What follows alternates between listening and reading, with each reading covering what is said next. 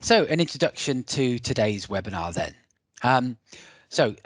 This is the first of two. So we're going to be talking about the World Bank GRSF report that was released earlier this year, which is evidence of what works and what does not work in road safety.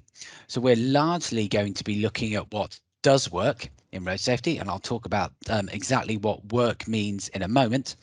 And then in the session that we're having in about 4 weeks' time, we're going to talk about where the evidence is about what doesn't work, or largely, I suspect, where there is a lack of evidence about what does work, and the challenge is that that poses to people that are delivering the kind of interventions that don't tend to have, the extensive evidence that are out there.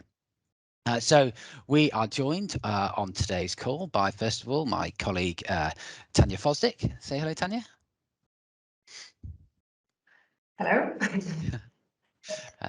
So Tanya's our research director and is also going to be present on the What Does Not Work webinar too. Next up then is Brian Lawton from the Road Safety Foundation. Hi everyone. Just managed to spotlight you in time there. And then Neil Kinnear from TRL. Good afternoon. Next up is Jess Trong from the Towards Zero Foundation. Good afternoon, everyone. And then finally is Matt Staton from, well, are you from the partnership or just directly from the County Council? From Vision Zero Partnership across all the organisations in the partnership. Thanks, Matt. Yeah. Good afternoon, everyone. Okie dokie. Right.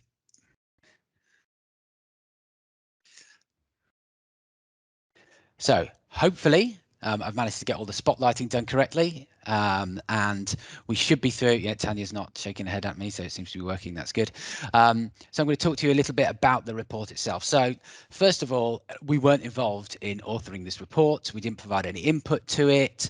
When it was released, we just saw this as something that we thought would be really useful for road safety professionals across the world, but in the UK, even though a lot of it was designed for people in low and middle income countries. It's very clear that that's where the focus is within the next decade of action for road safety and where the greatest potential for gains are. So, in some ways it's taking on the evidence that we have learned a lot, because most of the evidence that's around these comes from developed nations, and then to say, what we have found to be effective as well.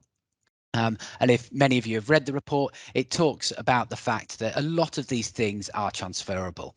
You may think that roads in Ethiopia and Kenya are very different to roads in Sweden or in the UK, but there are many things that are in common. Physics doesn't change. The impact of speed is really important.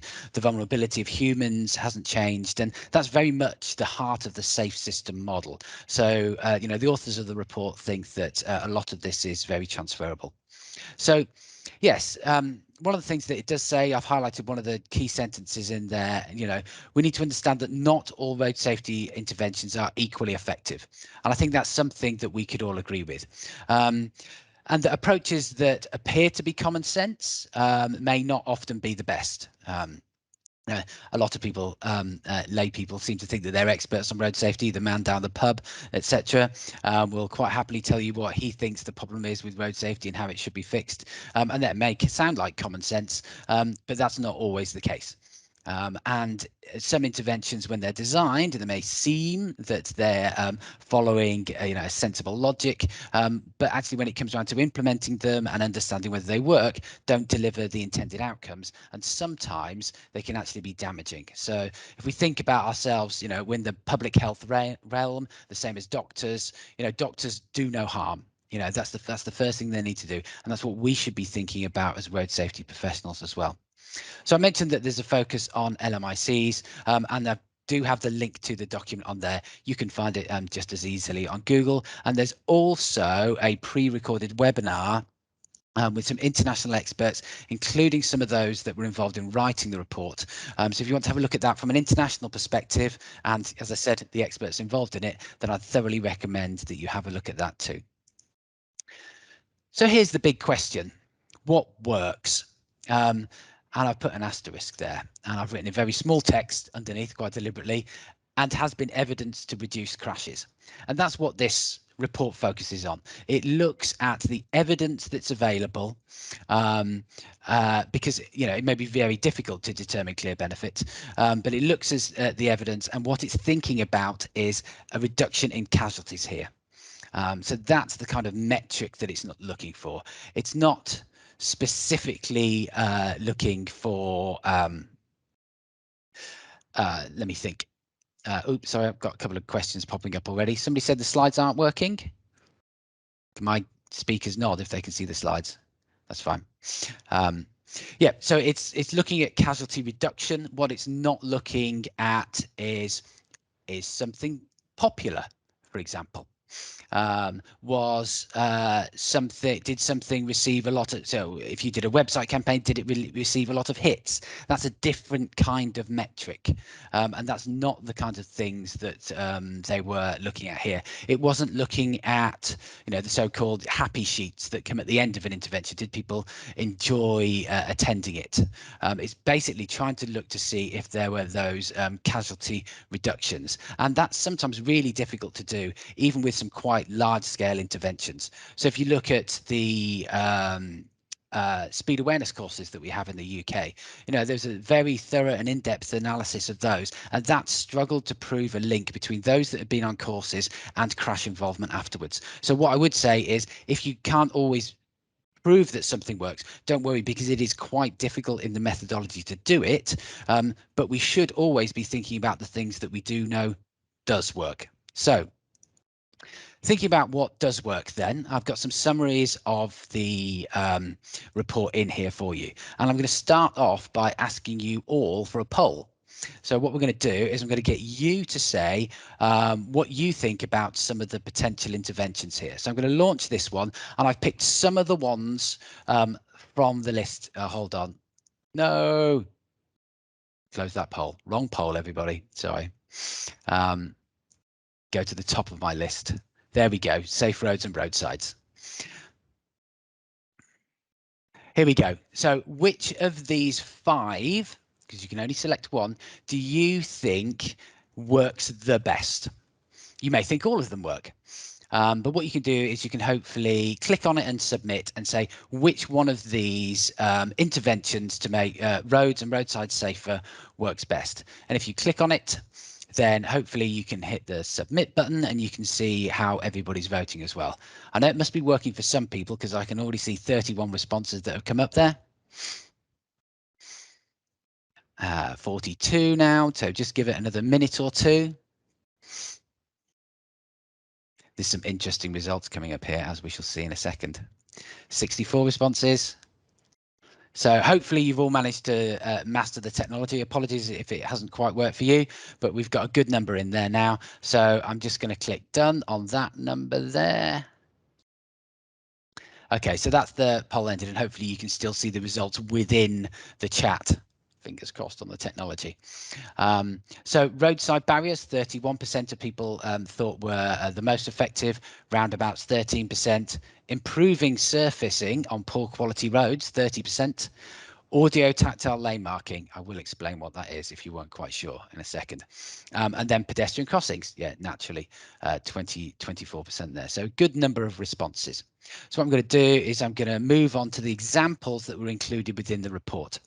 So the report does say that it's not exhaustive, but it's a selection of the ones most commonly used in countries around the world. So whenever it says highly effective, that means that there's evidence to say that it's reduced crashes by more than 30%. So things like roadside barrier systems in there, medians. So that's median that isn't largely paved, a more physical median, providing a gap between vehicles on single carriageway roads. Roundabouts, again, one that I mentioned, grade separation at intersections, so not having at grade crossroads. The list continues. So pedestrian crossings we've got in there as highly effective. Then we move down into the effective zone, so a slightly lighter green there. So these are the ones that had a significant reduction, but it wasn't as high as 30%. So separated facilities in there, audio tactile line marking as well. One of the ones that they did show didn't have an effect was improving surfacing on poor quality roads. And my former colleague, George, gave a really good example of this from a road in his home of Romania, which was previously a really poor quality road with very little infrastructure as well. And they resurfaced it and they saw a massive increase in crashes because all of a sudden people could travel much faster and the related infrastructure wasn't in place. So showing that actually improving surface quality has a knock-on effect on speed, which, as we know, can impact on the number of collisions and the severity of collisions. So that's an example of one. So if we just fixed all of the potholes on our roads, imagine that could happen. You may therefore expect to see an increase in the number of collisions, which is an interesting topic for us to discuss. Okay, in terms of the poll results then, yep, you picked the top one, which were the roadside barrier systems. We've got the example there in the bottom left-hand corner, a mountainous road in Nepal. You can see why a barrier would be helpful there. We've got those audio tactile markings in the top right-hand corner, so rumble strips. If I'd said that, we might have got a few more votes. We've got a really well-designed pedestrian crossing at the bottom right-hand corner. But then in the middle, we do have a roundabout, but it's not a very well-designed roundabout. The advantage of roundabouts is that it provides an offset, which helps to reduce vehicle speeds, whereas this one is almost a straight-on approach. So it, again, reinforces this point that just because an approach can be successful, the way that you implement it is really important too.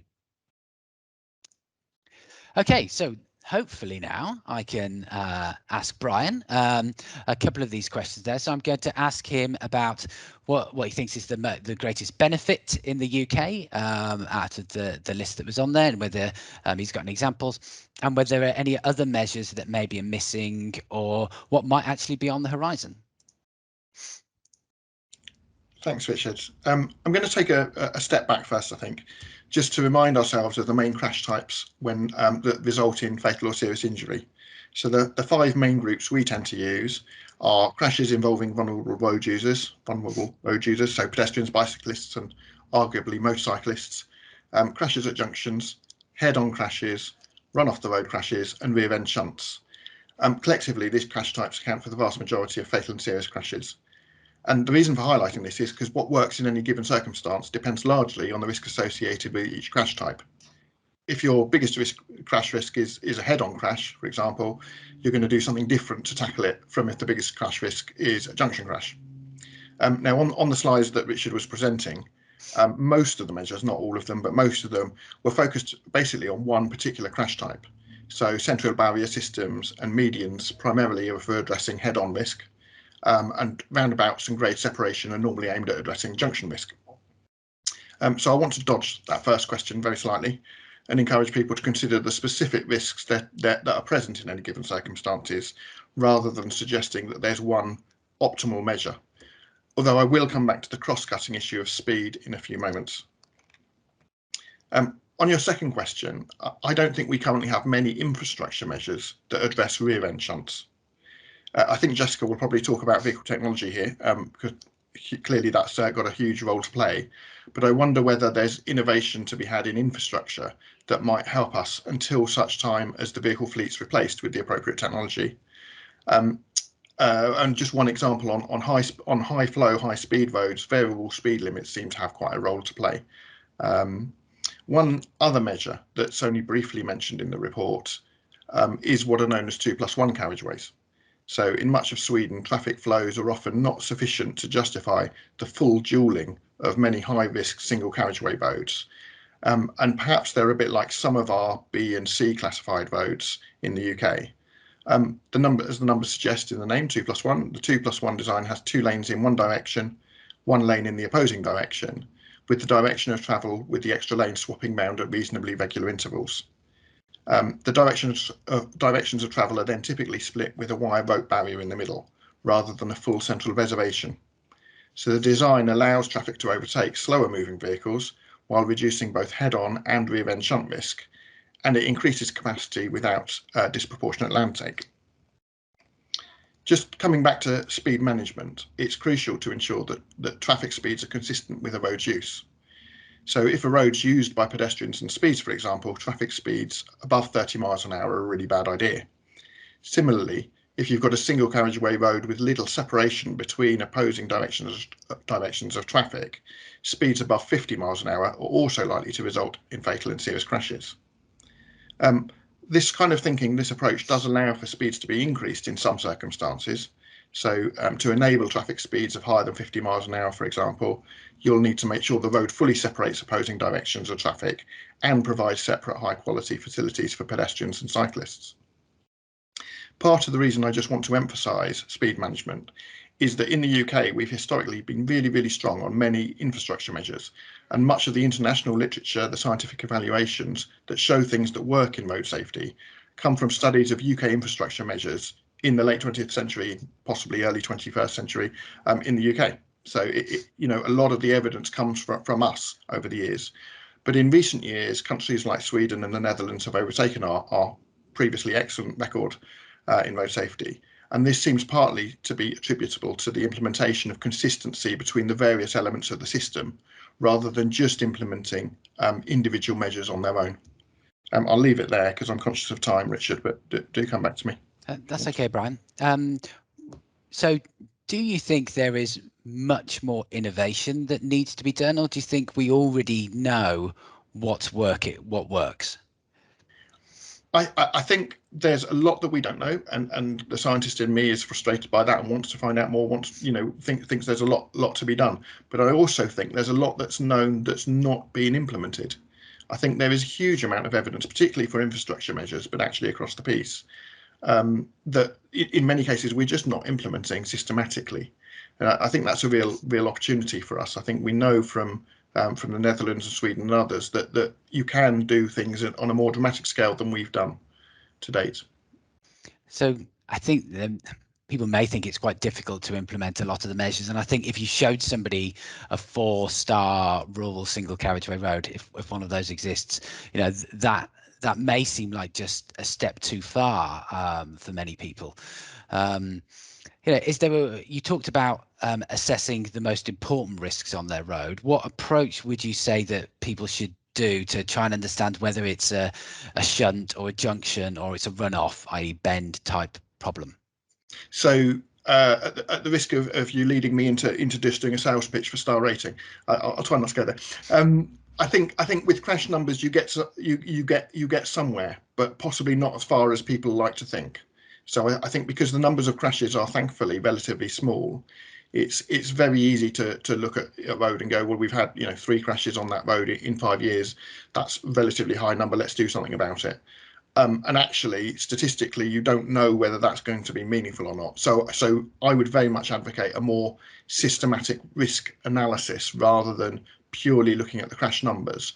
But certainly the overall crash numbers can lead you to look at prioritising, helping you to prioritise which roads to look at in detail first, if you like. Okay, thank you very much, Brian. And then we shall move on to the next person. So I'll move the slides over.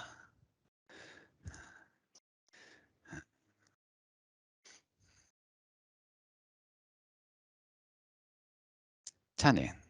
Perfect, thank you. So yeah, we're now going to touch on safe road users, and this will include speed enforcement, which we'll possibly touch on a little bit. So can you launch the next poll for us, please? Make sure that I get the right one this time.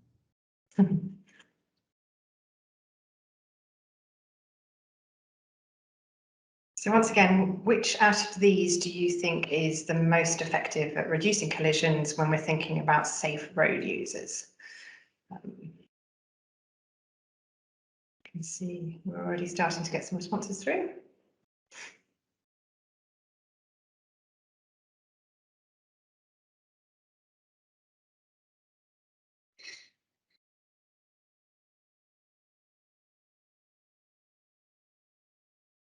To 50 already. We'll leave it a couple more seconds. Oh.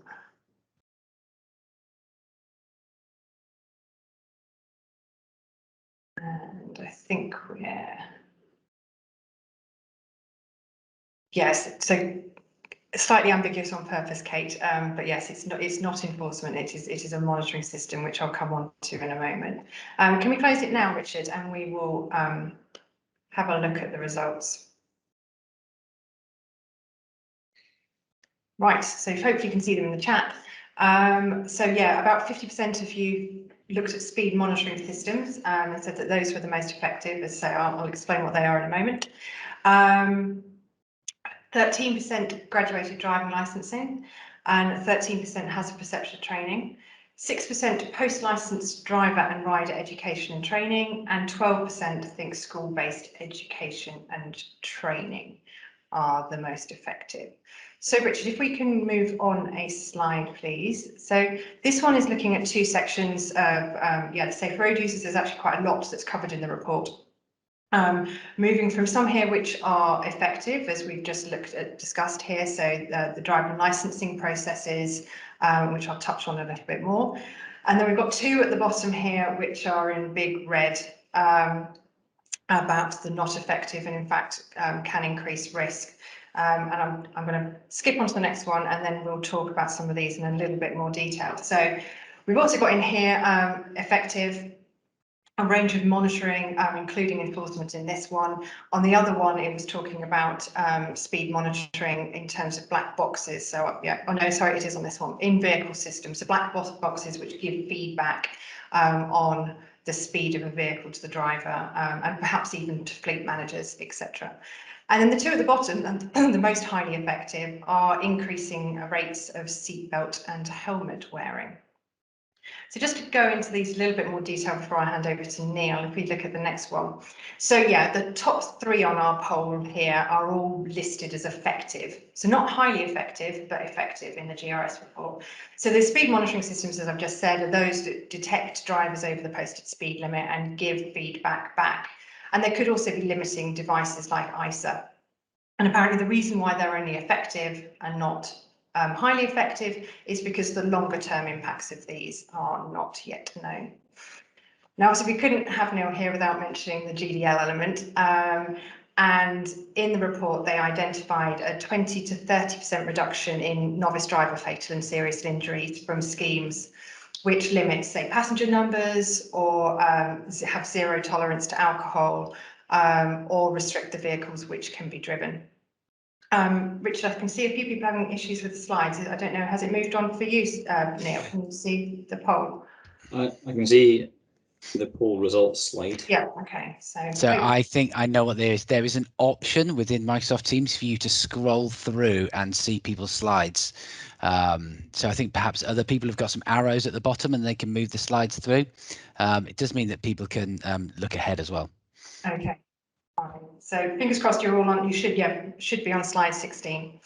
And just to say, the other one which is classed as effective is another TRL one, which is the hazard perception training and testing. And as having that as part of regimes, the research estimates that they have about a 10% reduction in high-speed crashes in the year after passing the test. Then we come on to some of the thornier interventions. Sorry, Rich, just before we move on, about the post-licensed driver and rider testing and school-based education. We're not going to spend a massive amount of time on this today, because we will have an entire webinar on what doesn't work next month. But obviously we've got to acknowledge them. So looking at post-test driver and rider education training, the report says that quite a strong statement saying general passenger car driver training is proving repeatedly to be ineffective or even harmful for road safety. And this is thinking about schemes which seek to build on basic skills, so vehicle handling skills and skid pan training. And then the last one is about school-based education and training, and it's a really interesting section. Please do read it. It talks about teaching children where and how to cross the road, and that can actually have really good benefits.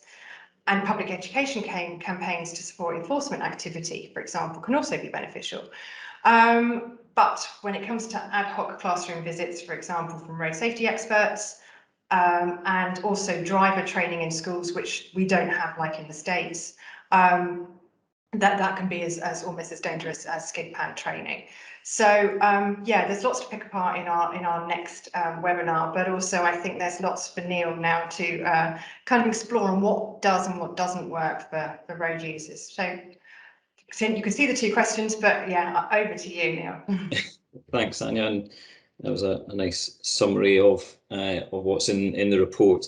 I think what's interesting is that what we have in the report is we're crossing paths between the SAFE system and the traditional approach to road safety, which has been to focus on the user and trying to change the user, whereas within the SAFE system approach, you're trying to design the system for the user and not design the user to use the system, if that makes sense.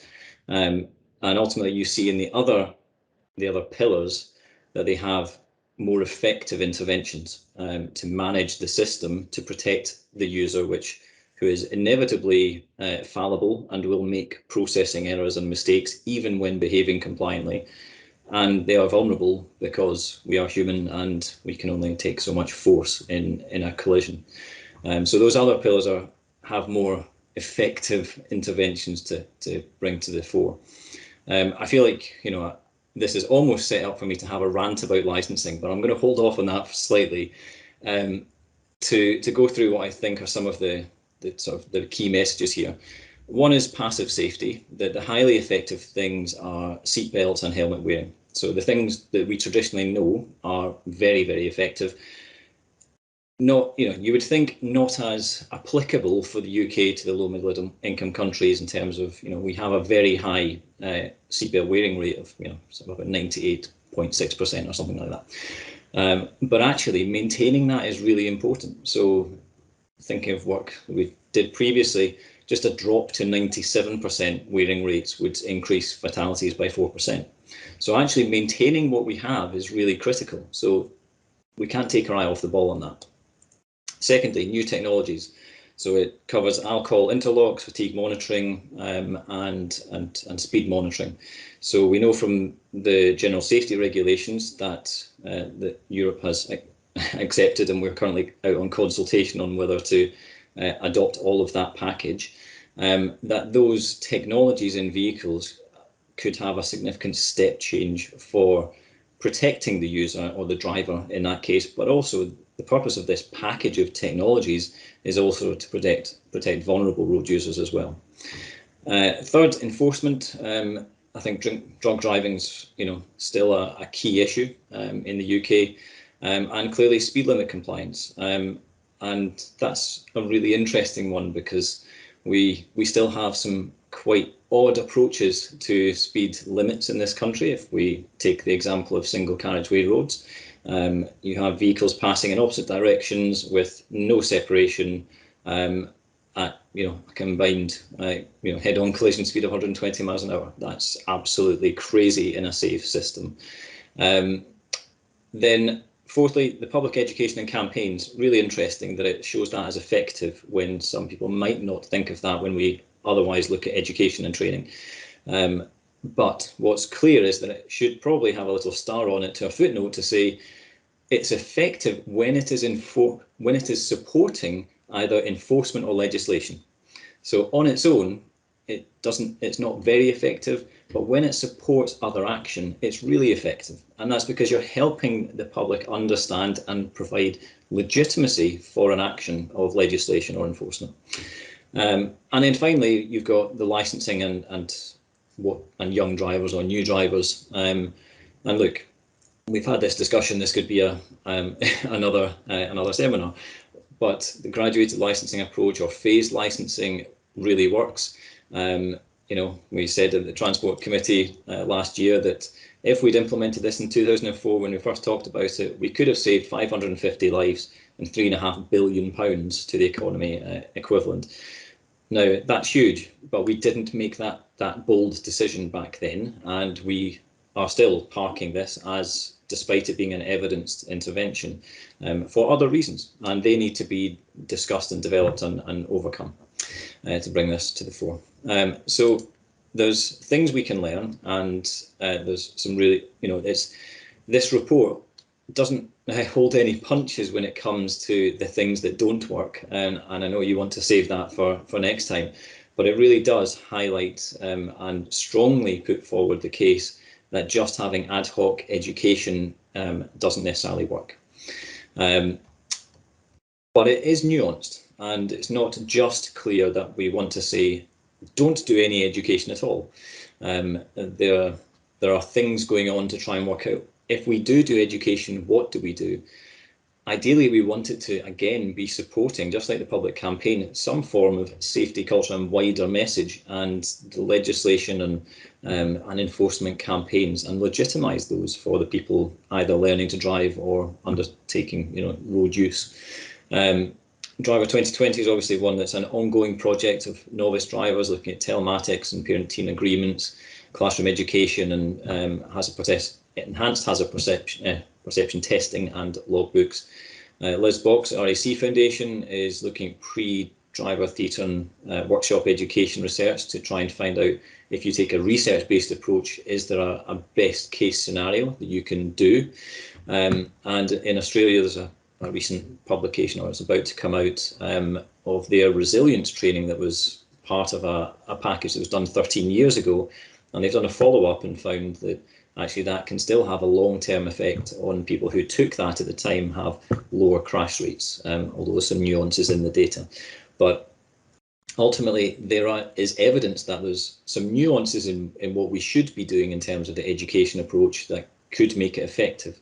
But ultimately, the big wins on users are actually around how we manage the system and design the system for their fallibility and vulnerability. Brilliant, thank you. And I did have a follow-up question about improving the evidence base, but you've touched on that with Driver 2020 and Liz's and the Australian work. Is there anything from this report, do you think, that's missing in terms of improving safety for road users, in the safe road user sphere, in that list of interventions? Is there anything that you would have liked to have seen in there or expected to see? It's a good question. For me, the thing that's missing is actually what the role of the road user is in a safe system. And I think that's missing in a lot of documents that talk about the safe system, that focus, talk about the user on the side.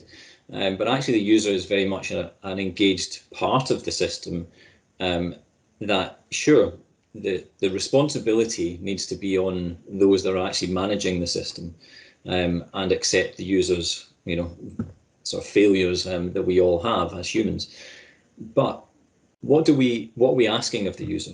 And that's actually very vaguely defined. It's not great in a lot of the literature.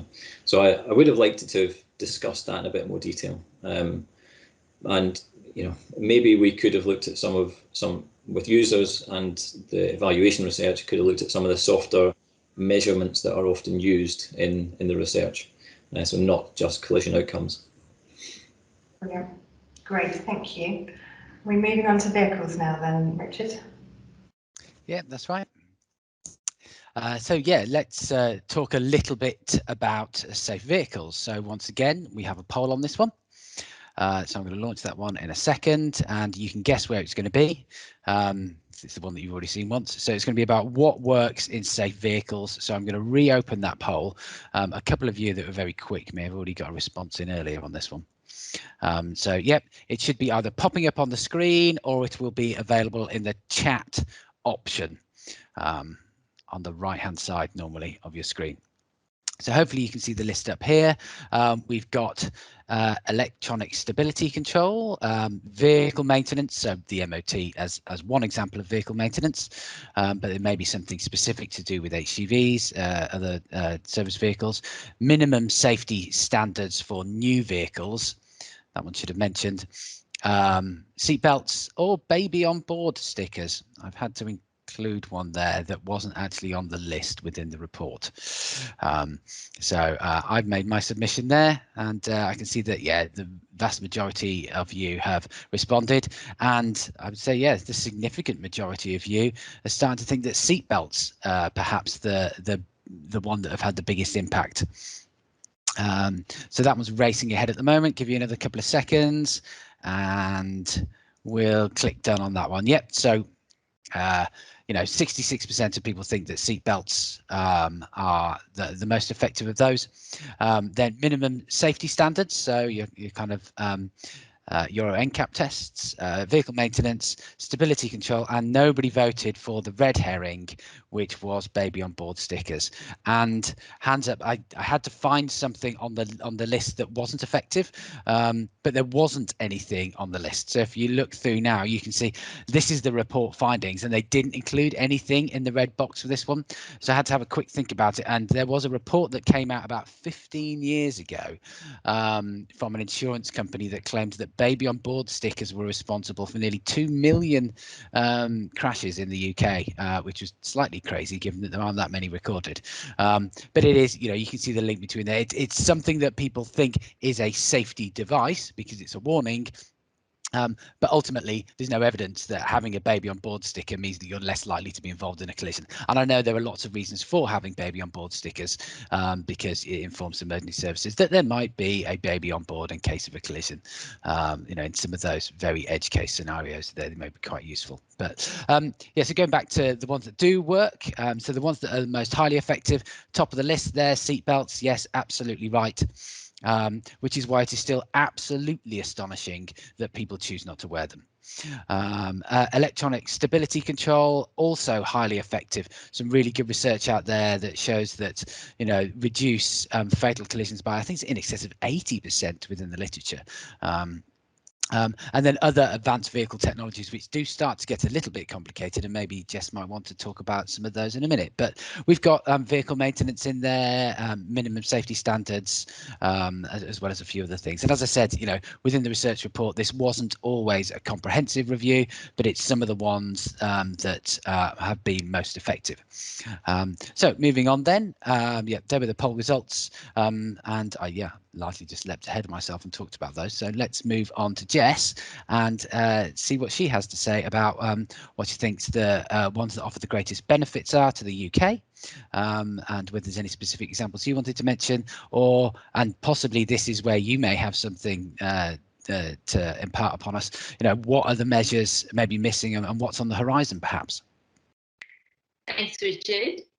It was really interesting to see the poll results in that seatbelt was obviously the one that people picked, and rightly so. Seatbelts is one of the greatest vehicle safety inventions that we've seen in a long time that has had such a major impact in being able to keep people safe in the event of a crash. And I think Richard mentioned earlier on that this report by the World Bank was really geared towards looking at lower middle income countries.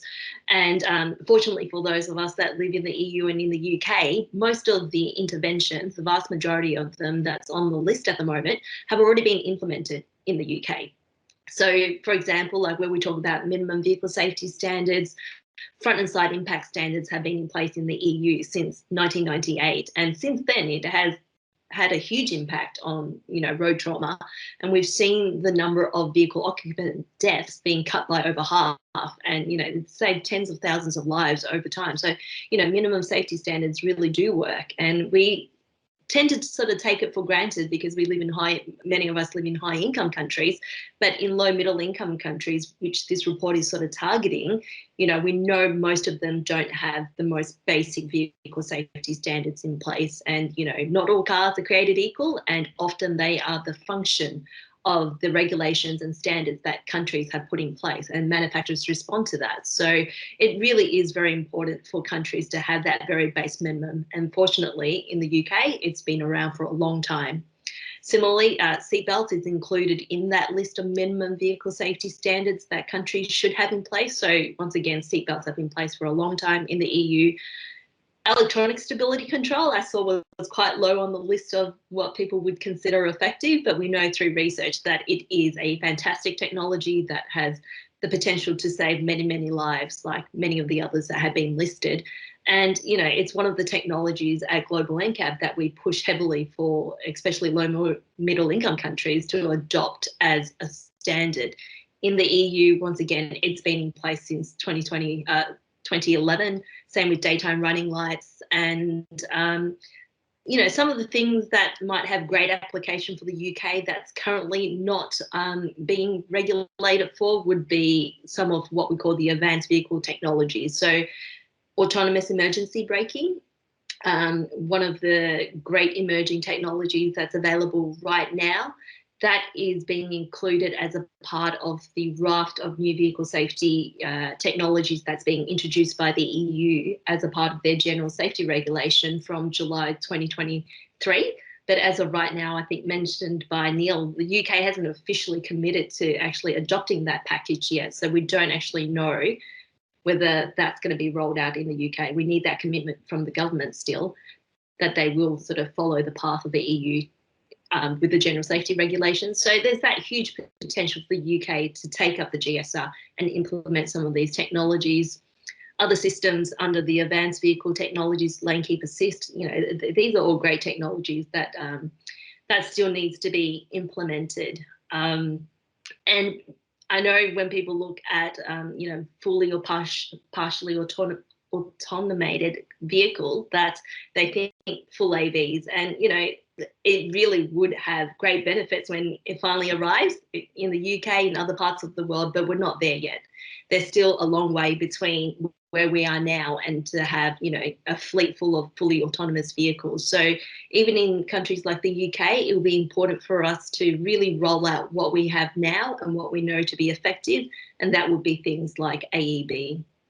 And I think preempting your next question, and you already mentioned it, Richard, like sort of what's actually missing on the list that would potentially have, you know, great benefits for the UK. I would say intelligent speed assist is missing from that list. It's a technology that can detect the speed limit of the road that you're traveling on and actually limit your car or give you a warning as to whether or not you're traveling above that speed limit and help you limit the car to that appropriate limit. And it's a technology that's also a part of the EU safety regulation package that's coming into force.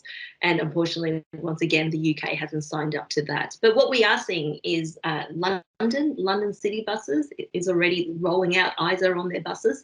So there's the potential and scope for a wider rollout of ISA to other vehicles as well. And one of the technology I would say that would be missing is motorcycle ABS. We know that there's not much to protect a motorcyclist when they actually get involved in a crash due to the lack of protection. So the crash prevention aspect is very important, and motorcycle ABS once again has been shown by research to be highly effective in helping reduce certain crash types with motorcyclists. So I would say that's got huge applications as well.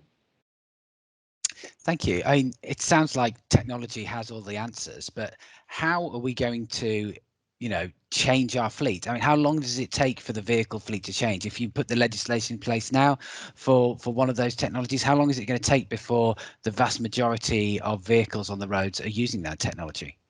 Yeah, it sort of depends on the age of the fleet as well, but there has been some research that shows from the time that you legislate, it will take 30 years before 95% of the fleet would have the technology. So we're talking a very long time. Obviously, there are things you can do to actually help accelerate that fleet turnover, scrapping programs, incentive programs, government regulations as well. But on average, it does take a long time. And that's why when we talk about vehicle safety and regulations, there really is no time to waste. Like, you know, every day in delay, we're pushing out the benefits for multiple years down the other end. So it's not just a let's regulate today and see the benefits tomorrow. It does take time for these technologies to filter through the fleet. So there really shouldn't be much more delay if we can help it, and we really should be start implementing now. And that's why I guess I caution against waiting for better fully autonomous technologies or fully autonomous vehicles, because we haven't got one here, and even if we do, it's going to take another 30 years or so. So it takes time. Okay, thank you very much, Jess. That was fascinating. Okay, back to me. Right, so we are moving on to post-collision response, and we have our last poll coming up. Hopefully, if you can press go, Richard. Here we go. Right, okay, so 4 options this time. which do we think is the most effective here?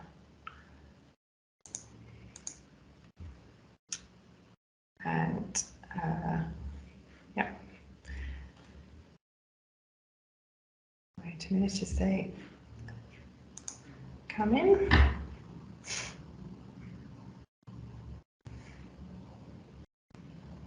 Number of responses are increasing. See lots going on in the chat, by the way. Some great discussions and conversations going on as we're talking. Up to 56 responses at the moment. We've been getting about 70, so I'm going to hang on for a couple more ticks.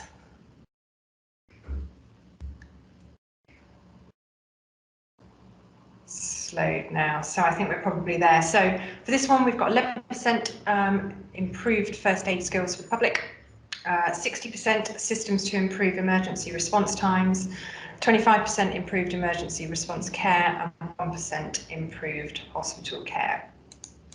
So if we go on to the next slide, Richard, please. Perfect, thank you. So actually, these 4 are the only 4 that are in the report, all graded as effective. So yeah, that single system and an emergency response time, the emergency response care, first aid skills for the public, and improved hospital care. So just to kind of talk about these for a little bit longer in the next slide. If you move on, lovely, thank you. So I think this is a really interesting part of the SAFE system. I'm really pleased Matt's here to kind of give an insight in it, because I feel it's one of the areas which doesn't always necessarily get the attention it deserves from the UK partnerships and authorities. And perhaps it's because we're in a really pretty damn good place when it comes to other countries here. Obviously, as we keep saying, this report is written for LMICs. And we do have that dedicated system with that one phone number, and we're pretty good at achieving the golden hour response, or as it talks about in the report, the platinum 30 minutes.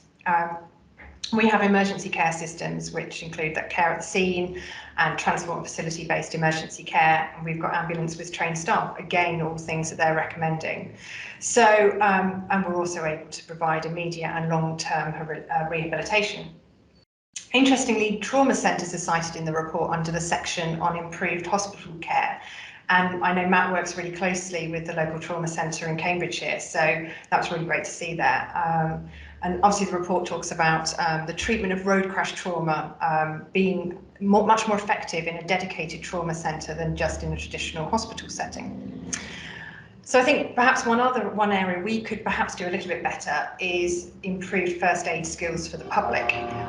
So such training, traffic's kicked off outside here. Training, so increasing the knowledge and skills and willingness to help victims, because those first few minutes in the event of a crash can really help to reduce the likelihood of a fatality occurring.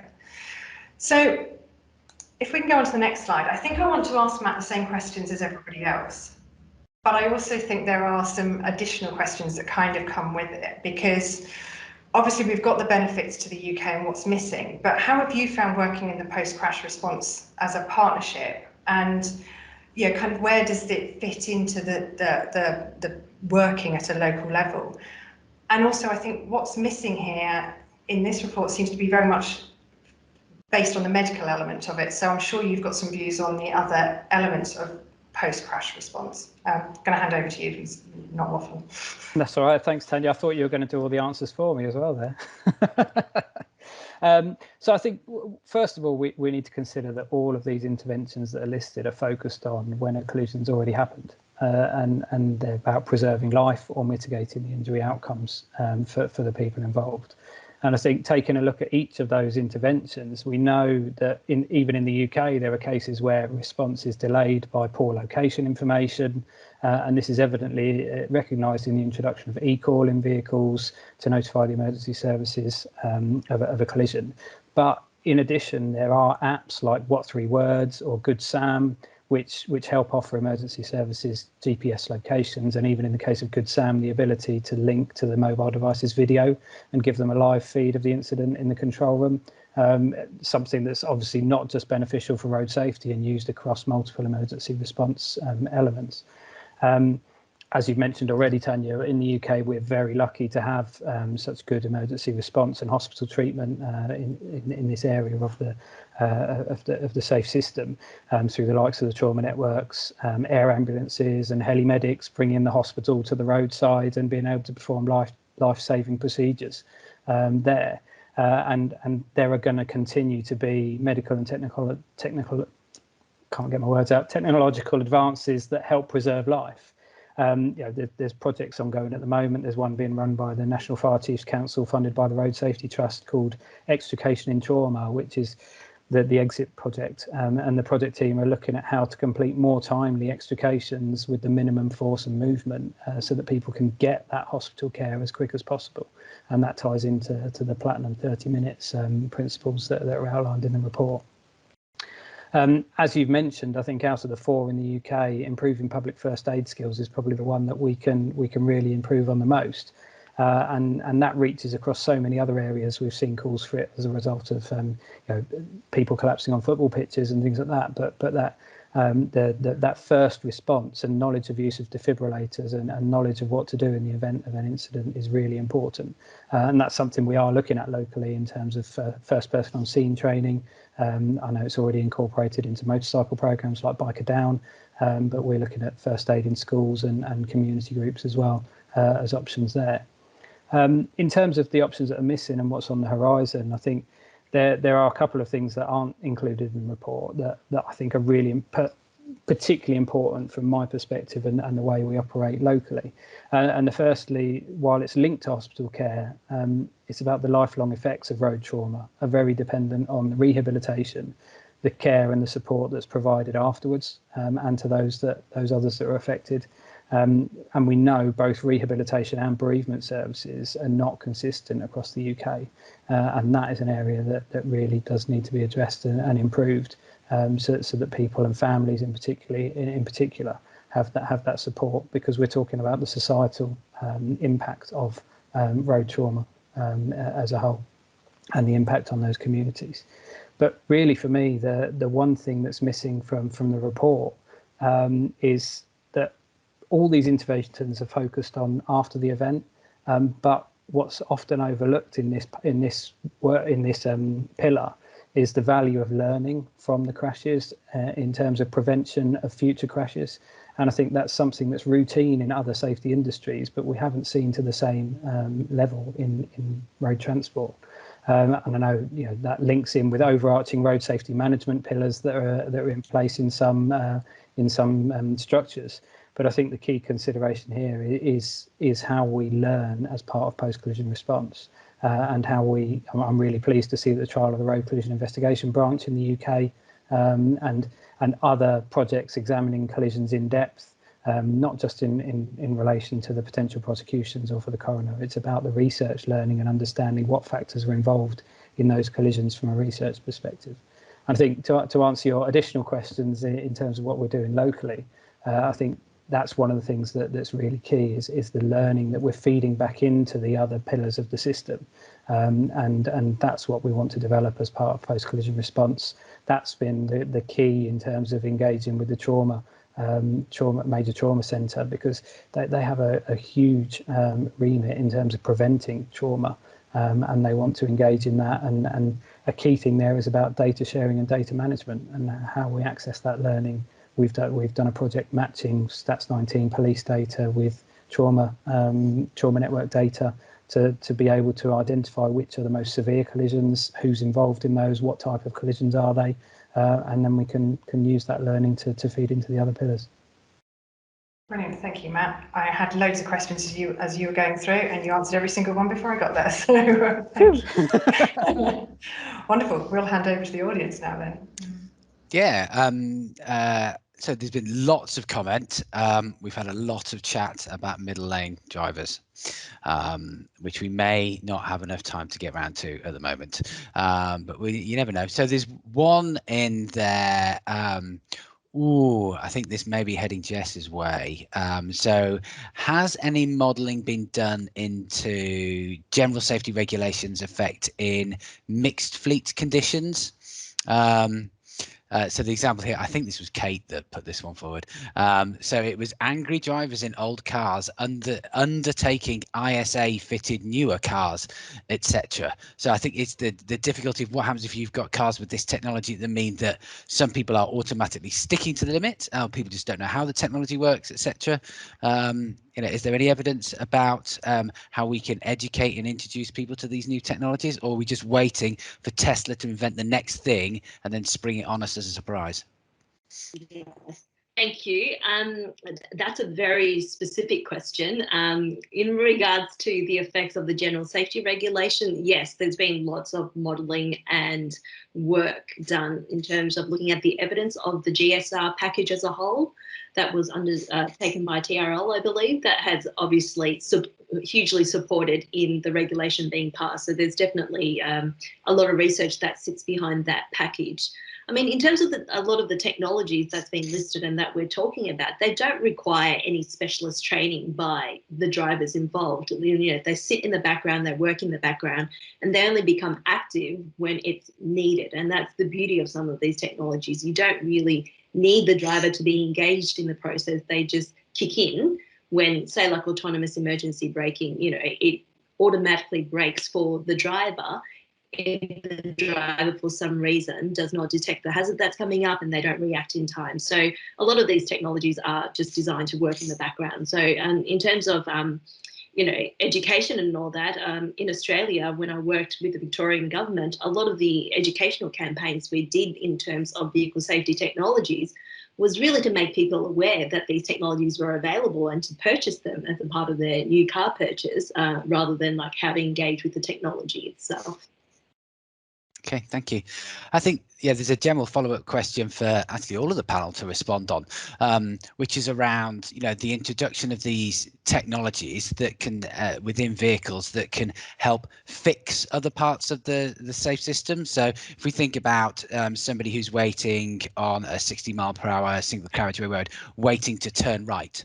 So if they, the user, looked but did not see, or failed to look, or pick your contributory factor of choice, that's not something that you can train into people. Can you kind of say, just keep looking, just make sure you always look, don't you?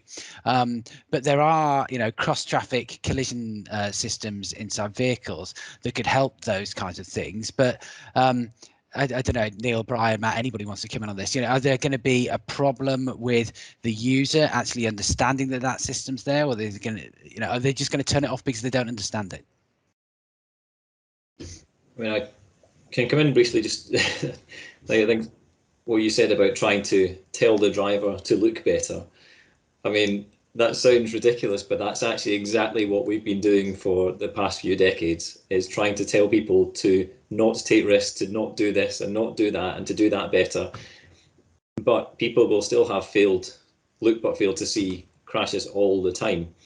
And that's because of all the processing that goes on, and our expectations about what we're going to see, but then something comes along that we don't expect to see and we haven't looked for it and we haven't paid attention to that. So any of the technologies that can come in to help those clear areas where humans typically fail will help. But you're right, the human factors of those systems have to be well designed and they have to be tested. So it's not just a case of having the idea for a system and implementing it.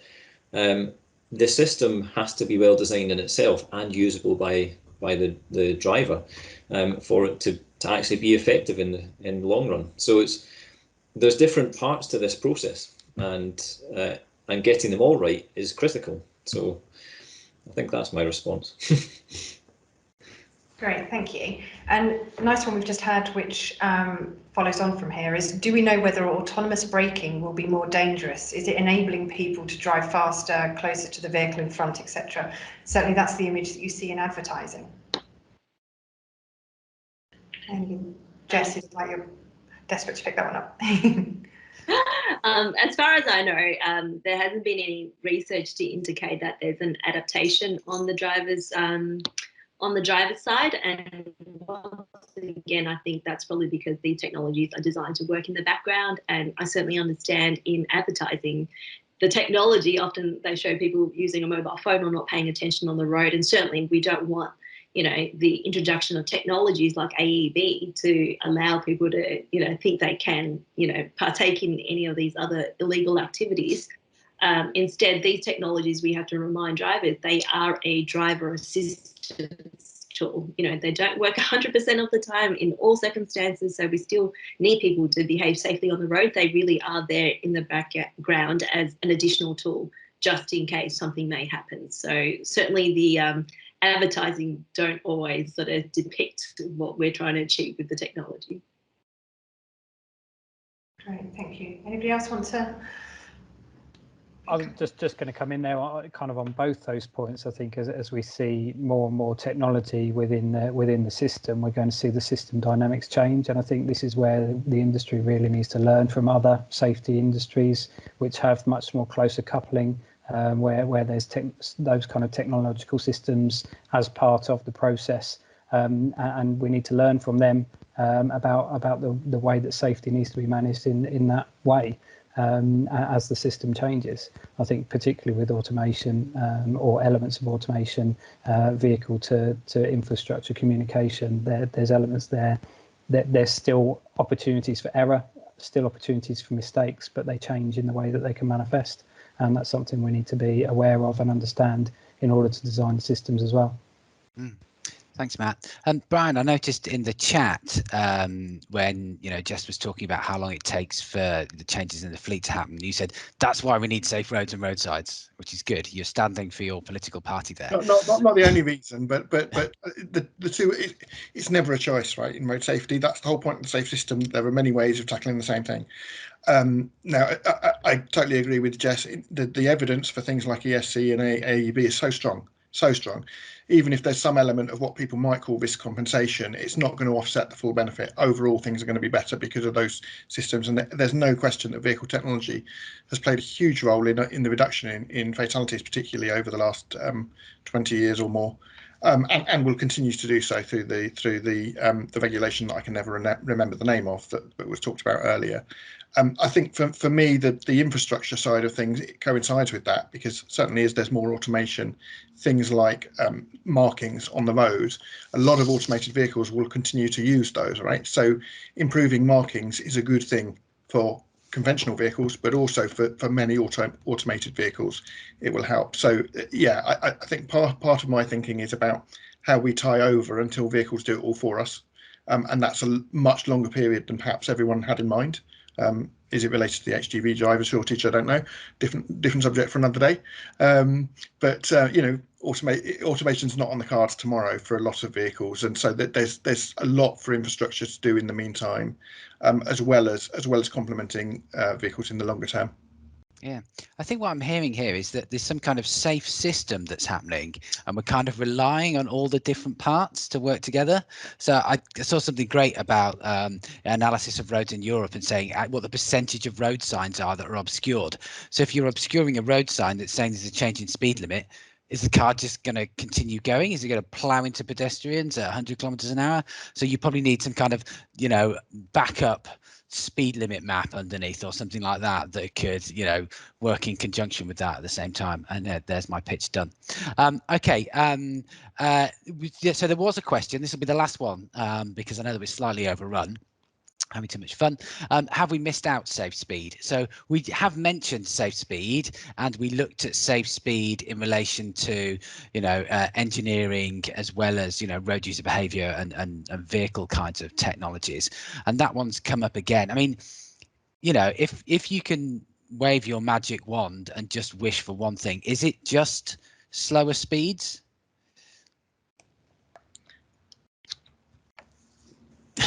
I'll come in on that, Richard, unless someone else wants to first. Go for it. And yeah, I don't think it's just slower speeds. It's about building the right infrastructure, the right system as a whole for the speed that you want. You can have high speeds, but you need to make sure you provide facilities to ensure those speeds aren't going to result in people being killed or seriously injured as a result. So I mean, I mentioned in my monologue earlier, if you want speeds of higher than 50 miles an hour, then then having vehicles in opposing directions right next to each other, passing right next to each other, is a really bad idea. Neil mentioned it, I think, as well on the single carriageways, that actually our speed limit on single carriageways means the combined speed is going to result in death or serious injury if there's a collision. But you can have higher speeds, that's fine, but you need to separate the opposing directions of traffic and provide appropriate facilities for vulnerable road users to ensure that they're not suffering as a result of that. But yeah, in many cases, reducing the speed is if it is possibly the easiest solution. It's just that it doesn't always fit with other requirements of the road. And of course, changing the speed limit doesn't always equal compliance. Yeah, absolutely. I mean, I talked about speeds particularly. Sometimes you can reduce the speed limit and result in a higher speed, believe it or not, which is really frustrating. So appropriate speeds, getting appropriate traffic speeds is key. How you do that, sometimes it's with the speed limit alone, sometimes it's enforcement, often it's road design, but any number of things that might work. Yeah. But yeah, not the speed limit. I'm talking about traffic speeds rather than the speed limit. Absolutely. Yeah. And I have seen a number of new presentations of the safe system pillars, models, whatever you want to call it, that has speed running through a lot of the individual elements. Yeah, you're almost touching on KPIs there, which is something that I think we've run out of time for, and is possibly the subject of another webinar entirely around how you actually measure the impact of all of these different parts of the safe system on your road network.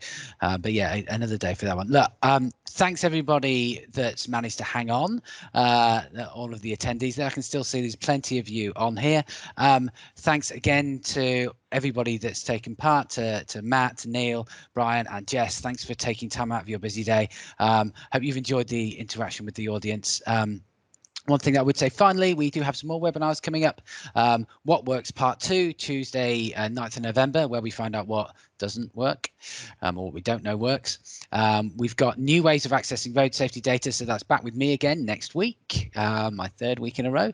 And then Dan is doing something on the second decade of action in road safety. So that's just after half term, depending on where your schools are if you're in the UK. And I know there have been lots of overseas visitors to our webinar today. So thanks again, everybody, and please do enjoy the rest of your day.